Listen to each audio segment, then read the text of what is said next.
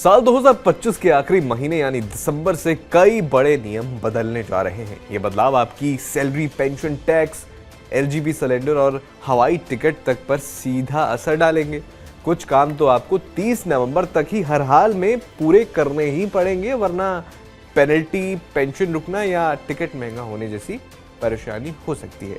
तो चलिए एक एक करके सभी अहम बदलावों को देखते हैं। नमस्कार, आप देख रहे हैं TV9 भारतवर्ष। मेरा नाम है अरुण सिंदाल। सबसे पहला बदलाव जो होगा वो यूपीएस में होगा, क्योंकि देखिए यूपीएस में जाने की आखिरी तारीख है 30 नवंबर। अगर आप केंद्रीय सरकार के कर्मचारी हैं और पुरानी पेंशन वाली यूनिफाइड पेंशन स्कीम जिसे यूपीएस कहते हैं वो चुनना चाहते हैं, तो आपके पास सिर्फ 30 नवंबर तक का ही समय है। इसके बाद ये विंडो हमेशा के लिए बंद हो जाएगी, जो कि फिलहाल जानकारी मिल रही है। अब आपको करना क्या है, CRA पोर्टल पर ऑनलाइन आवेदन करें या फिर अपने नोडल ऑफिसर को फॉर्म जमा करें। जो लोग एनपीएस में ही रहना चाहते हैं उन्हें कुछ नहीं करना है। अब दूसरा बदलाव क्या है कि पेंशनर्स के लिए लाइव सर्टिफिकेट। सभी पेंशनर्स, चाहे वो केंद्र सरकार के हो, राज्य सरकार, बैंक, रेलवे, डिफेंस आदि, को हर साल नवंबर तक जीवन प्रमाण पत्र जमा करना जरूरी है। 30 नवंबर तक नहीं जमा किया तो दिसंबर से पेंशन रुक जाएगी।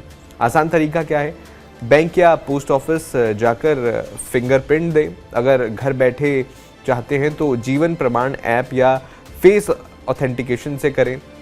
डोर स्टेप सर्विस भी उपलब्ध है कई बैंकों में। इसके अलावा टैक्स से जुड़े जो ज़रूरी काम है वो भी जान लीजिए। अक्टूबर 2025 में काटा गया टीडीएस, इसकी जो स्टेटमेंट है वो जमा करनी है। ट्रांसफ़र प्राइसिंग रिपोर्ट वो भी 30 नवंबर तक जमा करनी है। देरी हुई तो भारी पेनल्टी और नोटिस आ सकता है। अब जो दिसंबर में बदलाव हो सकते हैं वो एलपीजी सिलेंडर के नए दाम आपको देखने को मिल सकते हैं, क्योंकि देखिए हर महीने की जो पहली तारीख है वहाँ घरेलू और कमर्शियल एलपीजी के रेट जो है रिव्यू होंगे।